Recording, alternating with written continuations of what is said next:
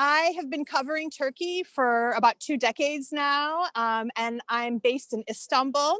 Right now, I'm speaking to you from Eminönü, which is part of the old historic quarter of the city. Behind me, you can see the Rüstem Pasha Mosque, a fabulous mosque with amazing tile work. And just in front of me is the ancient spice market. I'm right along the Golden Horn. So it's really sort of the heart of the city, that we could say. And if we were to sum up Turkish politics, I guess there's no doubt about it, it's Tayyip Recep Erdogan who has really reshaped Turkey, both in terms of foreign policy and also domestically. That's absolutely right. President Erdogan began his tenure as the leader of Turkey back in 2003.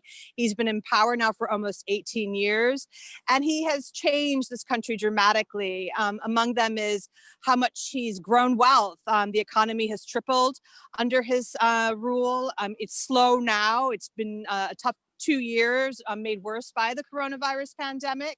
But he has lifted, the standard of living for most Turks. He's also reshaped the country that was so ardently secular for decades into a much more, into a country where the expression of religion, of Islam in public, is not only much freer now, but is actually encouraged. So it's a different country than the one that I came to 20 years ago. And there's been that tension between, particularly since the attempted coup against Erdogan, between sort of democracy. I mean, for a long time, Turkey was aspiring to be a member of the European Union. And we've seen quite a lot of turmoil and really accusations of authoritarianism really around Erdogan. Yeah.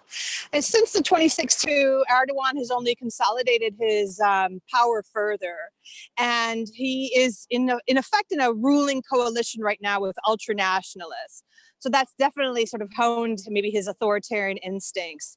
At the same time, there are growing expectations that in order to increase and expand his support, he is going to have to reach out to a broader segment of the population. And there is hopes that he might collaborate with more centrist parties going forward.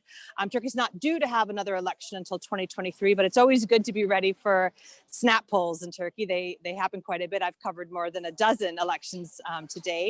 And so there is maybe this hope now that as Turkey sort of rebuilds its relations with the West, with the Biden administration and with the European Union, as Erdogan has expressed a desire to do, that it could also affect domestic policies as well, loosening that sort of authoritarian, restrictive environment that has taken place over the last half decade. And of course, Turkey really does need tourism after both COVID and the economic turmoil and pressure that it's been under. That's absolutely right. Tourism is a huge business here in Turkey. It was in 2019 the 6th most visited nation in the world. Tourism earns Turkey about $35 billion in hard currency every year. It's fallen off dramatically, as one might expect during the coronavirus pandemic. But the expectation is that, this city is eternal. The things that you can see and do and experience in Turkey are unlike anywhere else. And that as soon as these sort of social mobility restrictions are lifted, people will be back in droves.